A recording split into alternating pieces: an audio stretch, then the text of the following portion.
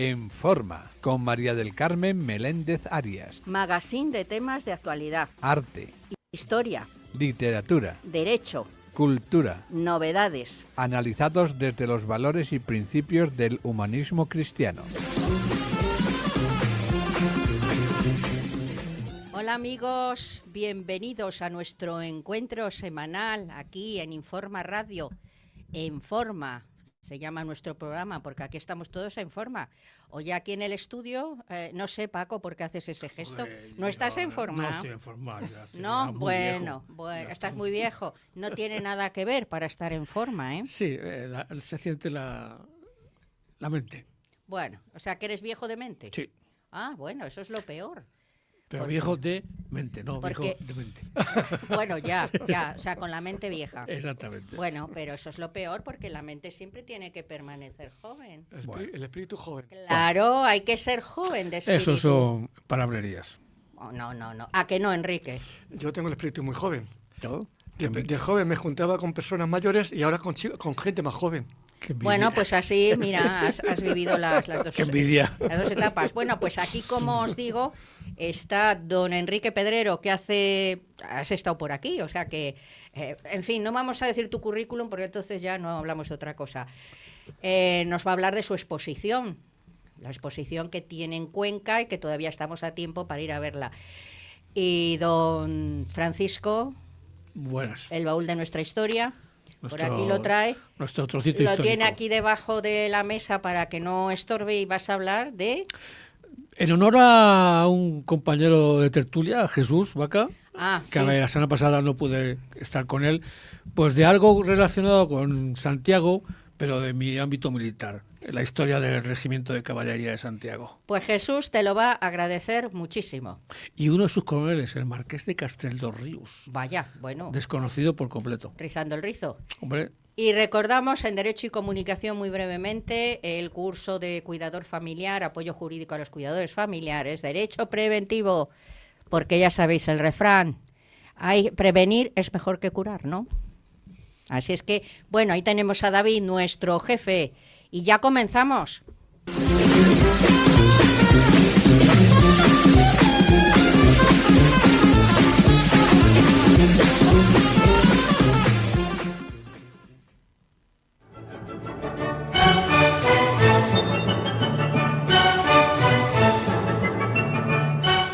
Entre cajas, bastidores y bambalinas.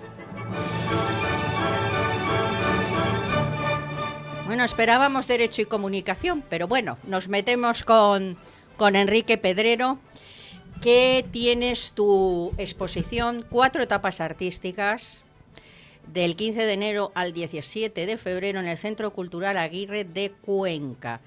Esa exposición, yo no sé si es la misma, si aquí tienes obra nueva, que hiciste pues en Aranjuez y en Guadalajara, ¿no? He hecho varias, este verano la he tenido en Málaga también, he hecho muchísimas exposiciones individuales, habré hecho ya las 30, aparte de otras colectivas.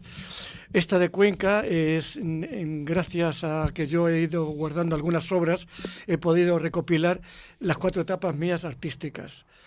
La primera es la etapa autodidacta, que incluso hice varios murales, pinté, restauré imaginería, conseguí premios de pintura y carteles, pero realmente yo había empezado en la decoración, con la pintura de mi padre, y quería otra cosa. Entonces, esa primera etapa, ya digo, recoge esas obras de esa primera, pero después tuve la oportunidad de ir a estudiar Bellas Artes a la Facultad de Cuenca y de la Universidad de Castilla-La Mancha, y entonces en esa etapa ya tuve que cambiar radicalmente.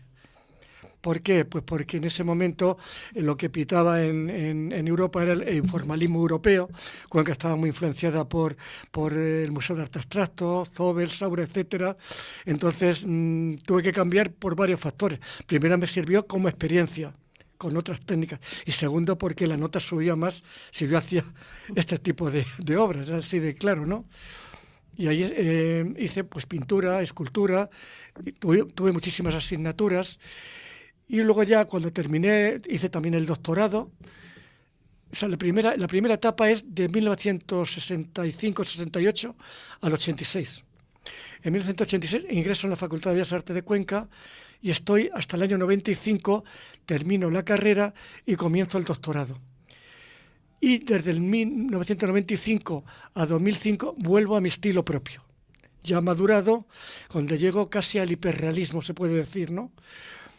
Pero nunca me ha gustado llegar al hiperrealismo porque creo que desde que se inventó la fotografía está de más llegar a hacer... Entonces quedo muy cerca, pero no llego a un hiperamericano o hiper europeo, sino que me gusta que la pintura, la pincelada, esté marcada ahí. Entonces, ya eso fue hasta el 2005, y en el 2005 empecé a practicar una cosa que había practicado desde mi juventud, que era el puntillismo. ¿El puntillismo? El puntillismo. No he oído yo eso. Sí. Puntillismo, ¿sí? Los impresionistas hay muchísimo. Puntillismo. Hasta yo hice un intento en su momento. Ah, sí. Sí, el puntillismo. ¿Y qué tal? Fatal.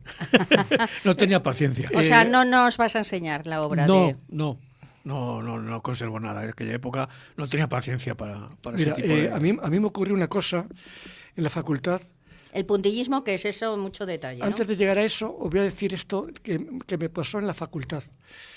Yo fui no estudié cuando he querido, sino cuando he podido. Entonces, yo fui ya con 37 años. Y fui fiel a mi estilo propio.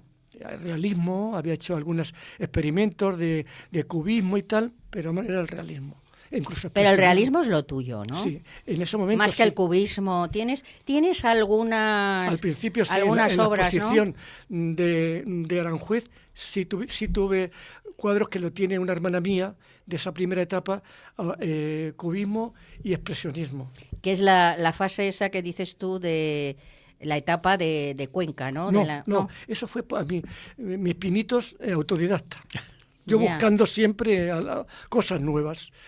Pero llego a la facultad y resulta que después de haber elegido un profesor que era bastante influyente en la facultad, no voy a decir quién, pues resulta que me daban un 5 o un 6. Anda. Cuando llevaba premios de pintura y carteles. Y veía gente con 18 o 20 años que cogía un lienzo, pasaba un trapo con el óleo. Digo, ¿qué estará buscando? ¿Estará buscando petróleo o qué? Y yo decía, total, que ya en tercero cojo la furgoneta, cargo 3 lienzos de 1,60 por 1,30, arena, marmolina, acrílico, una pistola, un compresor.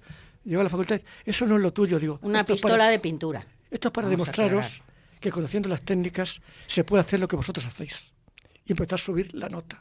Anda. Estoy diciendo, por lo que ha dicho Francisco, que él si quiere puede hacerlo también, con paciencia, si conoce las técnicas. Y en cuarto me llega otro profesor, no voy a decir quién es el nombre, y me dice, me tienes que hacer 15 cuadros con ceras naturales, parafina y pigmentos. Y digo yo, divino, tengo en mi casa ni de mi padre, como era el pintor, tierra negra, pavonazo, siena natural, verde verones, etcétera, etcétera. Y en mi casa, que todavía era una casa vieja, no la que ahora tengo, pues ahí hice los 15 cuadros de 0,50 por 0,50 con ceras naturales, parafinas y pigmentos. Y entre los 15 llevaba unos nenúfares, que tampoco eran muy nítidos, no eran muy realistas. Y me dice, no te doy un 10, un 9, porque todavía tienes reminiscencias realistas. Y me dio un 8,5. O sea, querían que renunciaras. Por narices. Al realismo. Creo que lo que se debe hacer... El realismo está muy de moda ahora, ¿no? Ahora, cada año se repite la historia. Cada siglo se repite la historia. Ese es el problema. O sea, que ellos, en vez de valorar a la persona que lleva un estilo propio, te hacen de cambiar a la fuerza. Otra cosa que te digan, tienes que practicarme un cuadro abstracto. Por ejemplo, yo pinté un cuadro de la ciudad encantada, cuyos elementos, cuanto más se acercan al espectador, tienen más relieve, para darle más realismo. Eso también con arena y cosas, ¿no? Entonces, creo que el fallo es ese, ¿no? Es decir, una persona que lleva ya premios, que tiene su estilo propio, vamos a madurarlo, ¿no? Otra cosa es que claro, es que una facultad tiene muchos profesores, hay muchas asignaturas, yo tenía muchísimas, porque era cuando se cambió esto de Bolonia. Ah, sí, el plan Bolonia. Sí, el plan Bolonia. Y entonces, pues ya digo, yo vuelvo a mi estilo propio, que llego, por ejemplo, el cuadro de Valdepeñas, que está en el catálogo al atardecer, que es casi un hiperrealismo, una perspectiva de la ciudad desde lo alto de un cerro, grande. Sí, pero bueno, vamos a ver, tú entonces aquí en esta exposición, para que los oyentes sepan lo que van a ver. Ahora quiero llegar a esa, pero bueno. Venga, sigue y termina. Entonces, ya pues de 2005 a 2025 ha sido mi etapa puntillista. Esa es la cuarta etapa que entre las 4 etapas que yo tengo en Cuenca. Y vamos a ver, se está proyectando el cartel, ¿no? Sí, por eso, ¿no? Para estar fijos que se está proyectando y que la gente sepa dónde tiene que ir. Centro Cultural Aguirre, en Cuenca, sí, para ver es esa un centro exposición. Que tiene muchísimo movimiento. Un centro que tiene 3... Donde tú haces, digamos, que es un recorrido por toda tu trayectoria, ¿no? Exactamente. Yo, gracias a Dios, he podido recopilar cuadros de las distintas etapas, y entonces pues he podido hacer estas 4 etapas, que son mi trayectoria en parte. Bueno, pero tú sigues pintando. Claro, no obstante hay alto-bajos, porque por ejemplo, dentro del puntillismo he pintado algo de realismo o al revés, ¿no? O sea, pero no obstante, para cerrarnos por etapas, esa es la mejor. Ahora mismo son las 4 etapas más significativas de mi historiografía. Y sigues con las mismas ganas, ¿no? Pintando. Ayer mismo estuve pintando. No nos vas a decir lo que estuviste pintando porque tendremos que verlo cuando esté terminado, ¿no? O sea, las obras hasta que están terminadas no se habla de ellas. Yo también tengo que decir que alterno la pluma con el pincel. Sí, bueno, también nos presentaste un libro muy interesante de todo el patrimonio de Valdepeñas. Hay que decir que él es de Valdepeñas. Sí. Hice una performance, estudiando Bellas Artes, precisamente, en Madrid, disfrazado de mendigo, en Tirso de Molina, que me echó la policía y todo, porque iba, como dijo un amigo mío, dice: Enrique, tú no vas de pobre, vas de pobre. Había precisamente una manifestación anti-OTAN. Pensaron que eras... en la Puerta del Sol. Pensaron que eras de anti-OTAN. Y de la calle, la que va a Cascorro, que no me acuerdo mismo el nombre, me fui a la Plaza Tirso de Molina. Y la Policía Nacional me miraba con una cara de... diciendo, este individuo... Me volví a poner allí y tal. Entonces escribí un libro sobre eso, que era la experiencia de ser pobre. Gracias, cogí un sobresaliente y me dijo el profesor: Enrique, esto cuando puedas lo publicas. Y gracias a la Consejería de Educación y Cultura de la Junta de Comunidad de Castilla-La Mancha pude publicarlo y se vendieron todos los... bueno, pero el que tienes de Valdepeñas luego es tengo muy importante. Mi tesis doctoral, que fue Estilos y tendencias de las artes plásticas en la provincia de Ciudad Real, 1900-2005, más de un siglo de historia del arte en la provincia, donde vienen incluidos 330 artistas nacidos, afincados, otros que se murieron y otros que se fueron. Ya. Que es muy...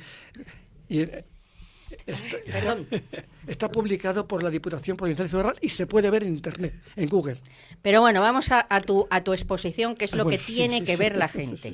4 etapas artísticas del 15 de enero al 17 de febrero, un viajecito a Cuenca, disfrutar de esa maravillosa ciudad y acercarse, pues claro, al Centro Cultural Aguirre, para ver pues digamos que este recorrido o esta perspectiva o como quieras, esta sala llamar de toda la obra. Parte de la obra. Bueno, pero bueno, tus etapas artísticas. Y una cosa, ¿cuándo nos la traes a Madrid? En Madrid está en proyecto. Hay varios sitios que tengo pedido. Hay un sitio en concreto que no vamos a decir nada. Solamente decimos que gafarlo, ¿no? Que, claro, está en proyecto, pues por si hay por ahí alguien que quiera... Esta exposición de Cuenca me ha venido muy bien porque tiene 5 salas. De una sala a otra se pasa con una puerta... Con un arco sin puerta. Pasas. Entonces, como tenía bastante obra de la tercera etapa, entonces, primera etapa, una sala. Segunda etapa, otra sala. Tercera etapa, 2 salas. Y primera etapa, una sala.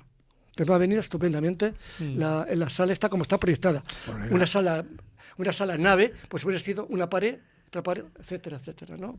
En fin, Pero bueno, que ahí el amante del arte va a disfrutar mucho. sí, tiene, además, modestia aparte, está gustando mucho. Es un sitio muy visitado porque es un centro cultural con muchísimo movimiento. Casi me preocupa ese movimiento porque pasa muchísima gente por las salas. Pero eso mejor, ¿no? Hay una sala de proyección, hay 3 bibliotecas muy importantes, hay seminarios de cine, o sea que aquello tiene muchísimo movimiento, sí. Bueno, para que lo vea la Sí, gente. cultural, sí. Y a ver si para la de Madrid tienes alguna obra nueva. Estoy en ello. Lo que pasa es que ya sabes que alterno la pluma con el pincel. A veces me pongo la pluma, otras me pongo con el pincel. Bueno, pues trae la pluma y el pincel y así el completamos. próximo ya saldrá, el próximo libro, que no lo he dicho, fue Historia, Arte y Cultura de Valdepeñas primero, y ahora está la segunda parte que está en proyecto. ¿En galeras o en proyecto? Está ya casi... ¿Lo tienes escrito? Estoy dando los últimos toques. Bueno, entonces ya editar. Y también tengo otro sobre la mujer y el arte desde la antigüedad, Bueno, vista estéticamente. Desde, por ejemplo, Eva y Pandora. Dos Bueno. ejemplos. oye, yo creo que será muy interesante. Mucho, Sí. mucho. Porque se tiene una idea distinta a medida que va pasando el tiempo de la mujer. Bueno, claro, sí, el concepto de belleza va evolucionando. Claro. No es igual. Eva es la precursora del mal, Pandora ha abierto el cofre de los males y tal. Entonces luego después se ve la evolución de la mujer como piadosa, como etcétera, como muchas cosas buenas. Bueno, desde luego estás a tope. Ese libro también es muy interesante. Van a incluir algunas fotografías mías sobre el tema También también. sacas fotografías. Cuadros, sí. Eres fotógrafo también. No, bueno, cuadros míos quiero decir, imágenes de Ah. mis cuadros. Yo digo, ya solo falta. O sea, que. Porque Bueno, pero un ilustrador, pintor, también tiene un poco también de fotógrafo, ¿verdad? Sí, y además tuve muchas asignaturas en la carrera, vídeo, fotografía, tuve de todo, diseño, gráfico, industrial, todo. A mí no me dejaron entrar en Bellas Estética. Artes en el año 82 Ah, porque ¿no pedían, te dejaron? pedían una nota muy alta de ¿Dónde? selectividad. Aquí en las Bellas Artes de aquí de la Complutense pedían en el 82 nota muy alta de selectividad y yo no llegaba. Bueno, Así que acabé en Artes Aplicadas, que es el desagüe de los artistas. Bueno, hay que tener paciencia porque como el desagüe de los artistas. Sí, donde acabamos todos los que queremos ser de Bellas Artes, acabamos en Artes la Aplicadas. Facultad de Bellas Artes era de nueva creación cuando yo fui, el primer año. Y aquello fue mosqueante. Aprobaron solamente 3 de Cuenca. Anda. Sí. Y además me pedían, después de haber hecho el acceso, yo estuve haciendo hasta primero de carrera de Derecho, lo que pasa es que no la terminé primero, me exigieron otra vez el acceso a la universidad, la prueba común, ¿no? Y entonces fui a Ciudad Real y digo, oye, mira lo que pasa. Y dice, pues te vas a presentar aquí en la prueba común y en la específica en Cuenca. Y ya aprobé en el curso 86-87 el curso de... Bueno. Bueno, pues oye, lo que hay que recomendar, que es un plan perfecto, esto. Hasta el 17 de febrero, una visita a Cuenca y que no dejéis de pasar pues por el Centro Cultural Aguirre, Enfrente de la Diputación, no tiene pérdida. frente de la Diputación, ya nos está diciendo. Y en fin, Muy cerca de pues, Carretería, la calle importante de Cuenca, bueno, ahí en el pleno, que es pasaje. fíjate. Antes no, cuando yo fui a estudiar no era pasaje. era Hay un calle. plan perfecto, una visita a Cuenca con la exposición Ciudad Encantada, de Enrique Pedrero. Las Majadas, el Nacimiento del Cuervo, tiene mucho que ver Cuenca. Y buena gastronomía. La Parte Antigua, la buena Catedral, gastronomía. Sí, vas allí, ves la exposición, comes y te vuelves Conjunto tranquilo. Hombre, histórico comer hay que artístico, comer, ¿no? hombre. Hay que reponer fuerzas. Y el río Huécar, el Turia, en fin, ahí... las casas colgadas, ¿verdad? Las casas No, colgadas. el Turia no, el Júcar y el Huécar. Sí, el Júcar y el Huécar, El que Turia son es otra las historia. hoces del Huécar, son las que están ahí en las casas colgadas. Tiene mucho que ver Cuenca. Ahora mismo a lo mejor la serranía es posible que haya nevado. No, la serranía me parece que... Tiene muy cerca también Albarracín, que eso es Y de la Teruel, Ciudad Encantada. pero que es precioso también. La Ciudad Encantada, pero es que las Majadas que están en la parte izquierda, la gente no la visita, pero es tan interesante como la Ciudad Encantada. Que no sé si sabréis que en la Ciudad Encantada se han encontrado almejas de estas, porque antes fósiles de almejas, porque el mar antes era otra historia, los mares, los océanos. No, sí, claro. Sí, antes de que se formaran los continentes. Yo Antes en de que el se formaran Instituto los de continentes. Valdepeñas, en uno de ellos, vi la evolución, cómo había sido antes y cómo estaba ahora después los océanos. Sí, sí, sí. Y no me extraña que además tiene como lavadas las piedras que fuera aquello mar. Pues aquí nos deja un catálogo, Enrique, que bueno, ahí está la imagen. 4 etapas artísticas que pronto te queremos ver en Madrid. Y bueno, quédate y así participas en las siguientes hablar secciones. con el alcalde y con... Bueno, no nos vamos a meter aquí en camisas de 12 varas, ¿eh? Con Ayuso. Que yo quiero que expongas aquí. Así No, pero que, aquí claro, ahí hay muchas opciones, ¿no? Para exponer. pero está muy, no te creas que está Está muy fácil, hay cola. concurridas, muy concurridas. Hay cola, sí. Yo quiero un sí. sitio específico que es muy bueno. Yo también he puesto por ahí en algunos sitios, en Madrid nunca. Sí. Madrid hay mucha cola. En la pues. Casa de Castilla-La Mancha he puesto 2 veces, pero es pequeñísimo esto y muy reducida a los socios. Yo Ya. quiero en Madrid un Sí. sitio más... He puesto colectivamente, antes de llegar a Cuatro Caminos, una sala que hay ahí en Esto, Enrique, vamos a pasar a Derecho y Comunicación y luego seguimos, que lo que nos cuenta Francisco está también relacionado con el arte. Venga.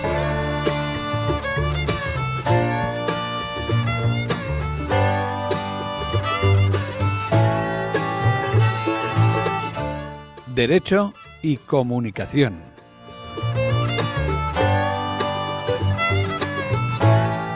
Bueno, pues aquí tenéis el recordatorio: Derecho y Comunicación, Derecho Preventivo. Cuidando en familia, conoce tus derechos para cuidar mejor. Curso en Fundación Ávila de abril a junio, ahí en el Palacio Los Serrano. Y ya están las inscripciones abiertas desde el 12 de diciembre.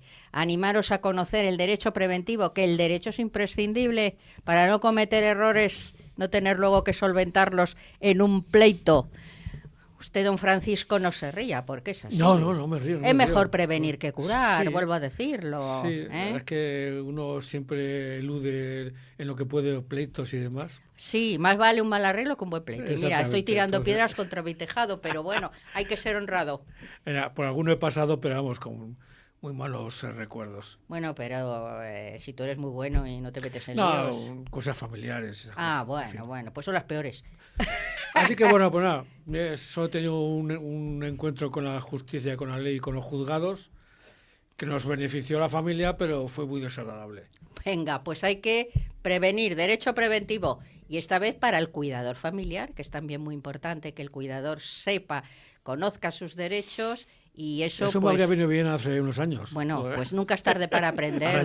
Ahora ya no, ahora ya. Para aprender nunca es tarde, Francisco. Además hay muchas cosas, pues que ya sabes, el derecho es transversal. Y continuamos, vamos a abrir enseguida el baúl de nuestra historia.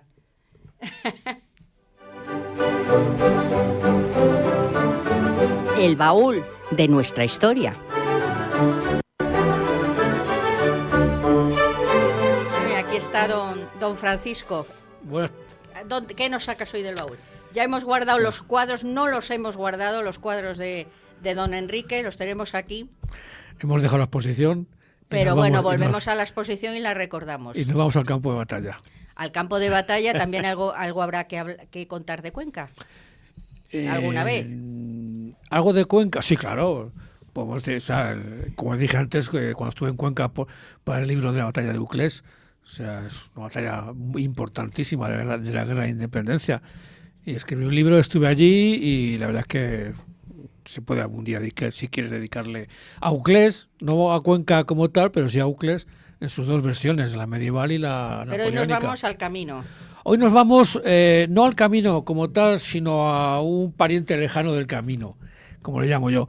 Es la historia del Regimiento de Caballería de Santiago, que lleva el nombre del patrono y que tiene una historia, 3 siglos de historia militar y historia bélica sencillamente impresionante.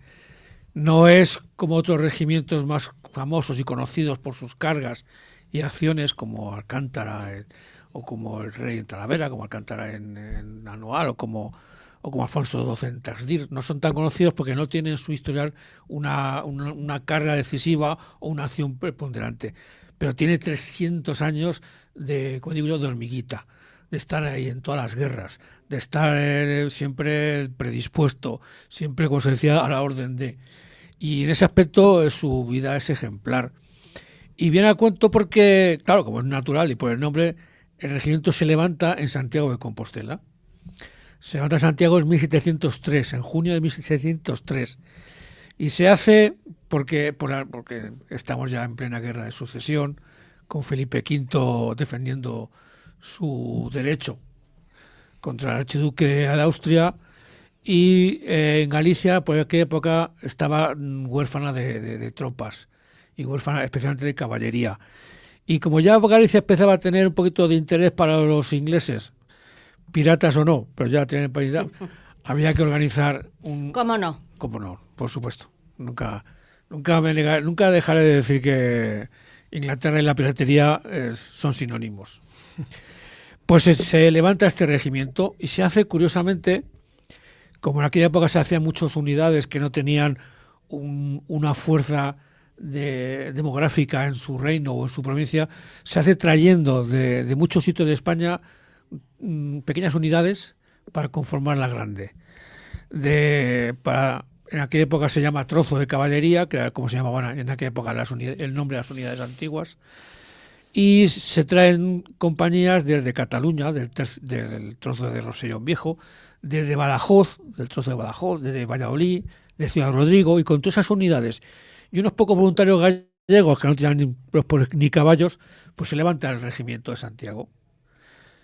Evidentemente se le dota, como no, de su escudo de la cruz de Santiago, por supuesto, curiosamente ilustrada dentro de lo que es una venera. O sea, el escudo de Santiago en aquella época era la cruz por dentro de esa venera del peregrino. Se levanta el regimiento, se organiza, y cuando ya está organizado, curiosamente, y esto sí que es un dato realmente llamativo, sale de Santiago, sale de Galicia y nunca más volverá a Galicia. Bueno. Es una cosa realmente curiosísima. Me está leyendo todo su historial, todas sus campañas, y no volverá a pisar Galicia.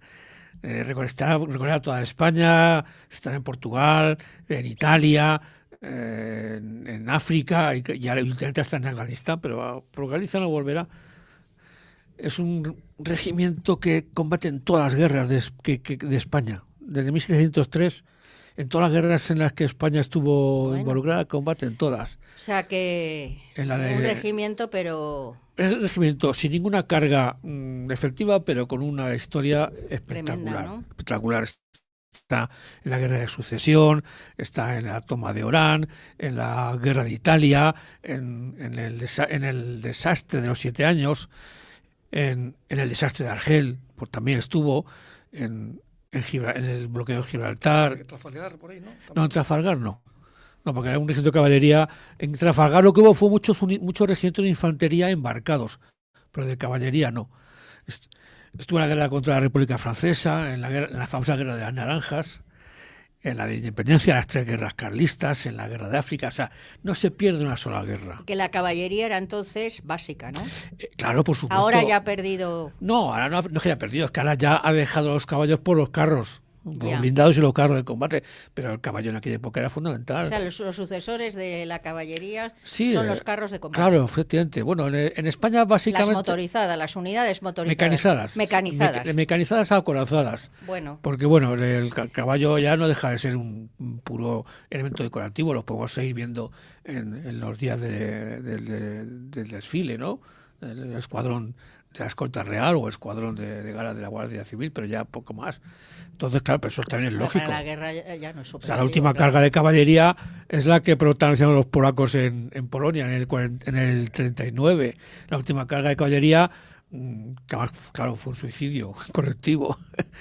Bueno, ya estaban ahí los tanques. Claro, ¿no? por eso. Entonces, su historial es así. O sea, tengo yo el historial que hizo el conde de Clonar. Es una pena que solo llega hasta mediados del siglo XIX, pero luego enlazas con el historial del oficial del Ministerio de Defensa, que tiene algunos errores, pero bueno, eso también es normal. Y entonces, para enlazarlo con el que te comentaba, el marqués de Castelldorrius, este hombre accede al mando del regimiento en 1801, después de la Guerra de las Naranjas. Y con él llega a la Gran Independencia. Este hombre es muy curioso porque, ya ves, su nombre es Francisco Javier de Sentmenat, y Vera de Santa Pau, o sea, es un nombre y es un familiar de una familia de rancio abolengo catalán, pero siempre, digamos, español.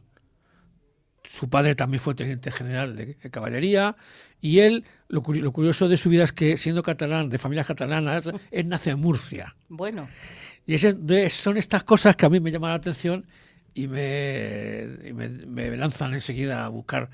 ¿Y por qué nace en Murcia?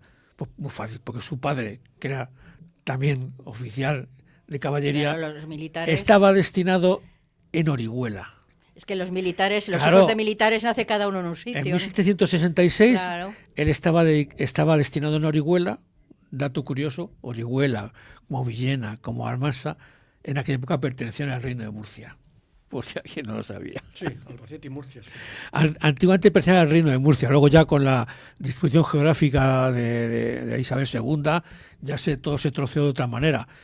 Y yo me preguntaba, ¿le habrá preguntado a la gente de estos lugares si querían cambiar de Murcia a Albacete Bueno, o Alicante? La distribución de las provincias. Claro, claro. En 1833 me parece que es, ¿no? Entonces es cuando se cambia todo y hay muchas zonas limítrofes y sigue habiendo El toda esa decreto me controversia. parece que era de Javier de Burgos. No recuerdo quién fue. Sí, es Tampoco- que esto se estudiaba mucho en derecho administrativo. Ah, pues mira, pues en fíjate, aquel fíjate. entonces. La pregunta es, a esta gente le preguntó a alguien si quería ser, en vez de ser murciano, quería ser castellano. Bueno, pero eso ha pasado en todas, pasó en Sí. todas partes en aquel momento también. Claro. Segovia Sí, no se no. quedaba donde está. Segovia, toda la zona de Rascafría, de Y mucha de Guadalajara la zona también, por norte, ejemplo, en Castilla-La era de Mancha. Segovia y a partir de ahí pasó a ser de Madrid. Y también por el sur de Madrid había mucho de Guadalajara y eso que pasó a ser. Claro, no sé si, Bueno, les, pues, si les pues preguntaron, su padre- ¿quiere usted ser de Guadalajara? No sé. Pues su padre se casó en Orihuela con una murciana, Bueno, una murciana, con la hija de un noble murciano del Marqués de Espinardo. Para la gente que es de Murcia conocerá el Espinardo perfectamente. Pues había un marquesado y la hija de uno de ellos se casó con el padre de nuestro protagonista. Y por eso al año siguiente nace, Francisco Javier nace en Murcia, porque el padre seguía en Orihuela destinado en guarnición.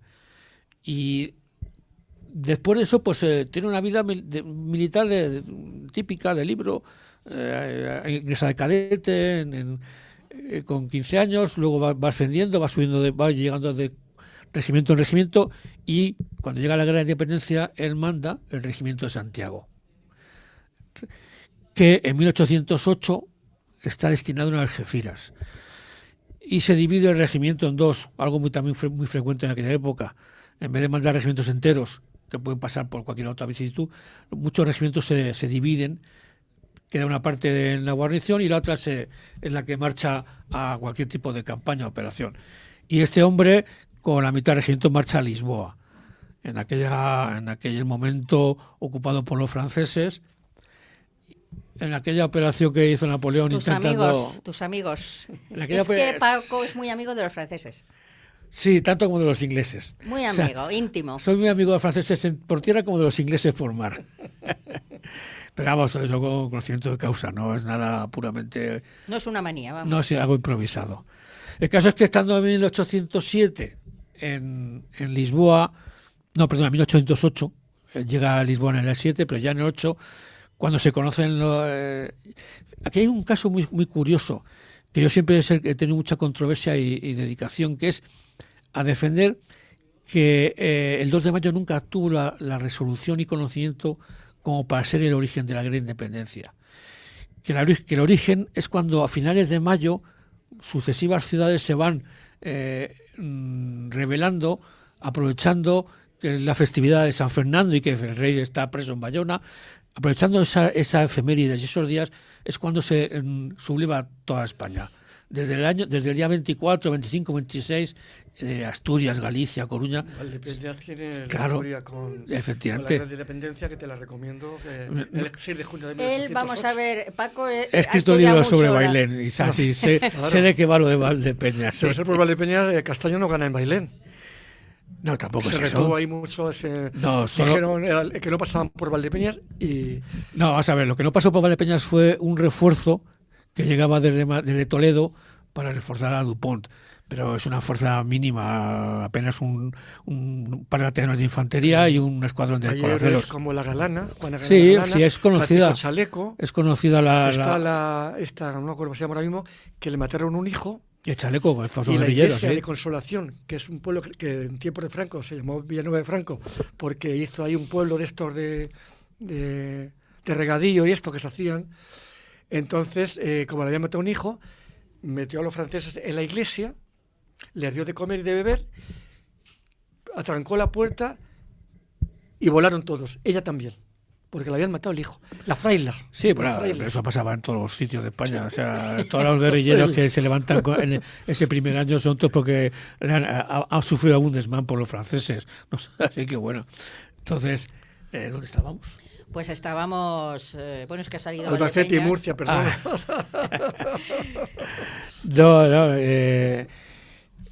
Ya me he perdido. Te has fíjate. ido con Sí, Albacete y es que Murcia. como el tema Bailén también es un tema para mí súper conocido y Y súper apasionante, porque él es muy apasionado de Bailén.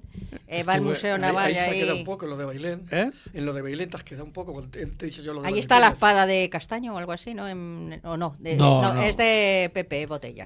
Hay La un espada. cuadro, Me he hay un equivocado. cuadro del- Me he equivocado de espada. de- Bueno, seguimos con el regimiento. Ya Sí, está, sí. retoma el regimiento. ¿Y qué vamos a hacer? Pues este hombre quedan preso en Portugal con sus hombres. Lo que ocurre es que cuando por el Tratado de Cintra los franceses son expulsados de Portugal y los ingleses liberan a los españoles, cuando lo lógico es que todos esos soldados tenían que haber regresado a sus regimientos, que estaban la mayoría en Cádiz, los ingleses se niegan. Es decir, no quieren más soldados españoles en Cádiz, y aprovechando que usamos sus barcos para trasladarlos a España, dijeron, uy, pues en vez de parar en Cádiz, vamos a parar un poquito más para adelante. Y llegan hasta Tarragona. O sea, no, pararon sin parar desde Lisboa hasta Tarragona, y ahí desembarcaron todas las tropas que habían estado en Lisboa, y ahí desembarca nuestro protagonista, Casteldoríos, con lo que queda del regimiento, y él hace ahí toda la guerra. Bueno, toda no, es su regimiento, porque él, por desgracia, cae preso en febrero de 1809 en la batalla de Valls. Y se pasa toda la guerra preso. Una lástima. Es un hombre que lee su historial y es uno de los hombres cuya historia es una pequeña desgracia. Es un hombre que toda la guerra de independencia se la pasa preso, con lo cual no combate, no tiene un historial militar en esa época que todos tenían y que le servían para ascender. Cuando él regresa a España, se adhiere de manera particular y muy involucrado con el trineo liberal, con la Constitución, y eso, después de los 100.000 hijos de San Luis, también le viene la siguiente desgracia, que es la de que no pasa la depuración de Fernando VII, le declaran culpable, lo destierran primero a Madrid y luego a La Coruña, acaba preso en el castillo de San Antón, ese famoso castillo que solamente de verlo da miedo, ahí en la bahía de La Coruña, que yo he conocido y he estado ahí dentro, y dice, Dios mío, estar aquí, ¿cómo es posible?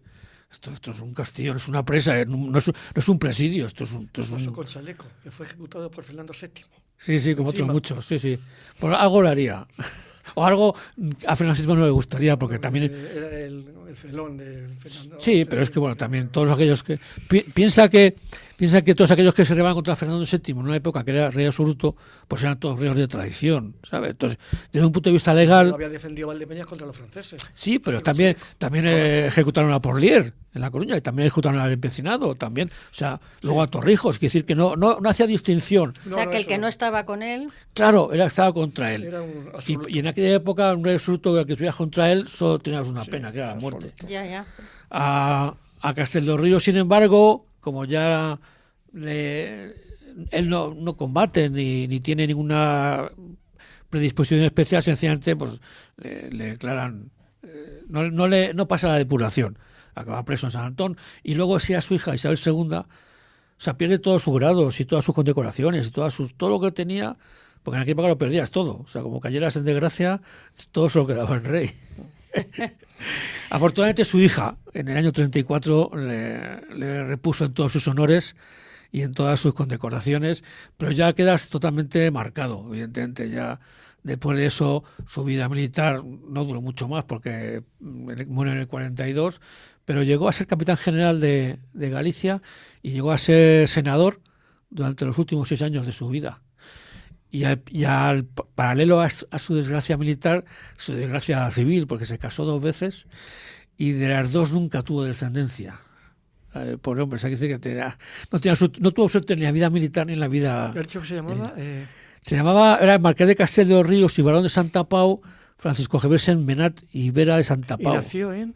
Murcia. En Murcia, de capital, familia... Murcia capital.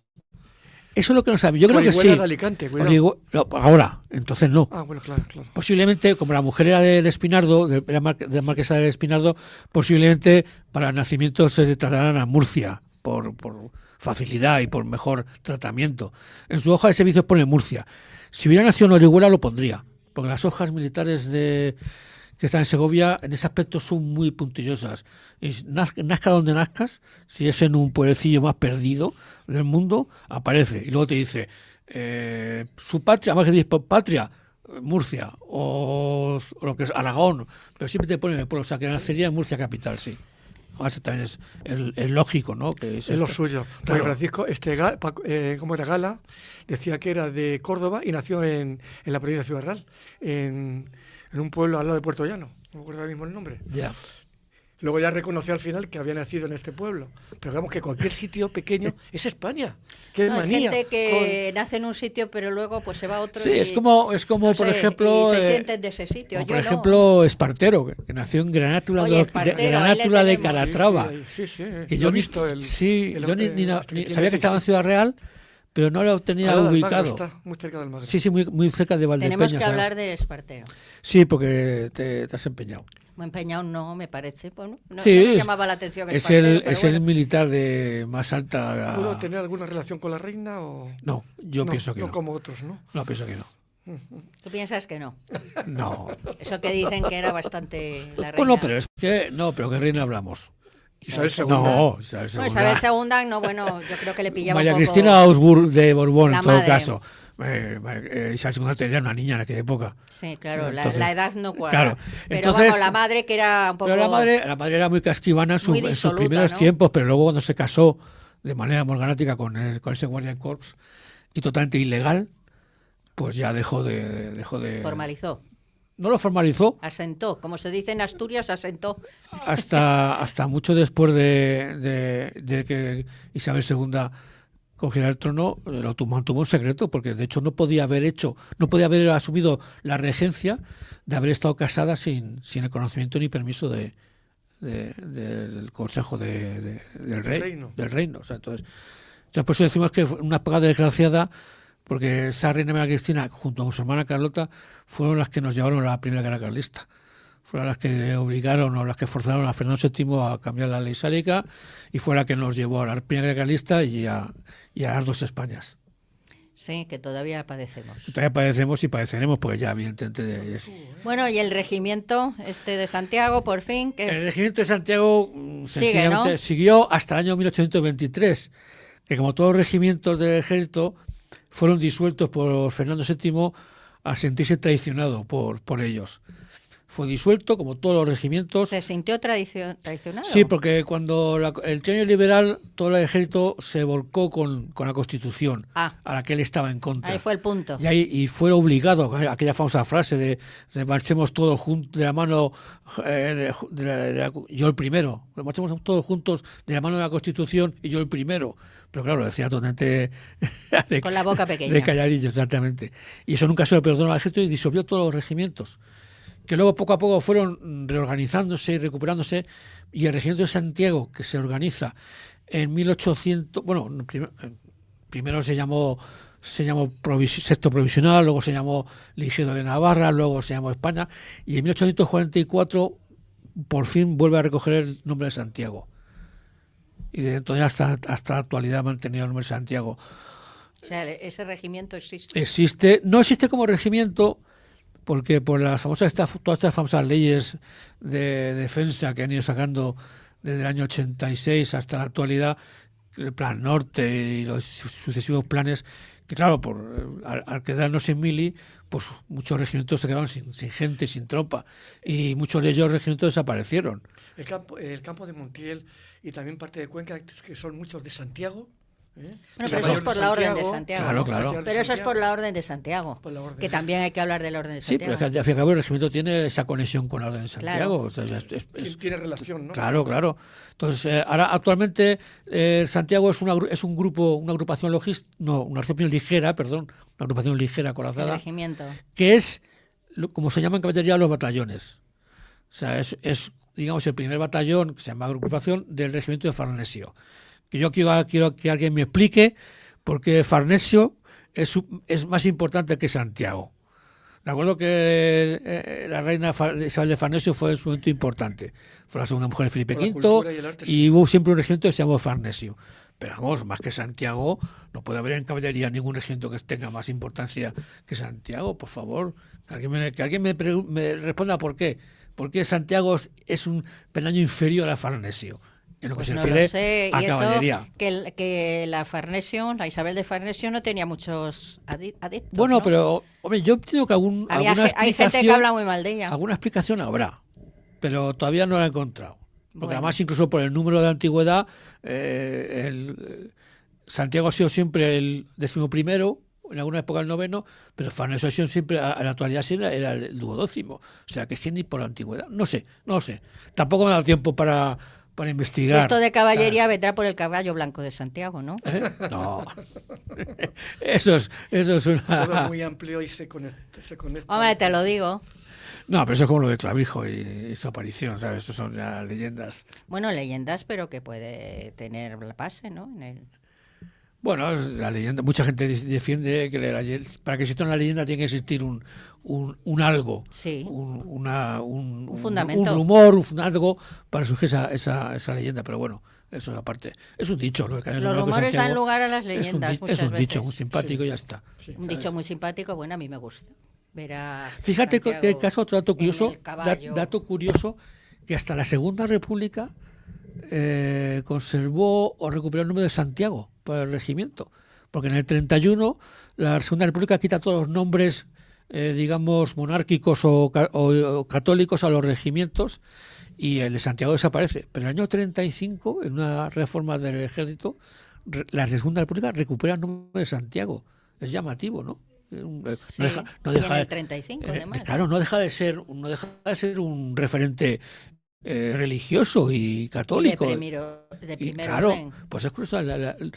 Pienso que a petición de alguien. Esto tuvo que venido, pues qué cosa he dicho más rara. Tuvo que venir instigado por alguien interesado, alguien de caballería, alguien del ejército que dice: si vamos a recuperar nombres, el de Santiago hay que recuperarlo, aunque no es monárquico, pero que sea. Bueno, pero ese tipo de cuestiones, Santiago, etcétera, o sea, vamos a ver, el catolicismo está muy arraigado en España, Claro. Se diga que no, o se quiera que no, ahora ya pues quizás menos, pero en aquellos tiempos estaba muy arraigado. Se quisiera, ¿no? Entonces alguien, a lo mejor, que estaba por Pero, ahí, aunque fuera vamos, en ambientes republicanos, pues tenía ese arraigo. Sí, pero Había casos, ¿eh? No deja de ser un caso curioso, ¿verdad? No hay otro regimiento con un nombre similar que vuelva a recuperar. O sea, Bueno, pero hay casos pues de gente republicana que estaba en el bando republicano que sí tenía cierto arraigo o acercamiento. Sí, díselo al general Escobar, de la Guardia Civil. Entonces, pues que, es que es así. Que primó sus creencias y su ideología a la obediencia debida. Y así acabó el hombre fusilado. Sí, pero vamos, que eso cuando acabó la guerra, claro. No fue tan infrecuente. No, por supuesto que no. Pero vamos, que a mí me llamó la atención.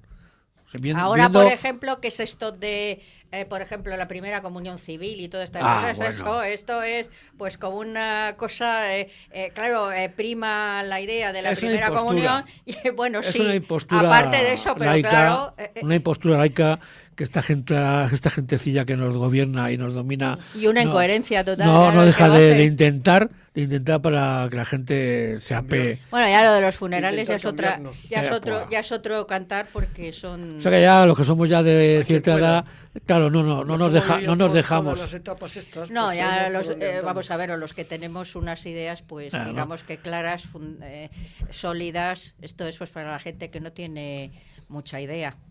Los que tenemos ideas claras, pues no.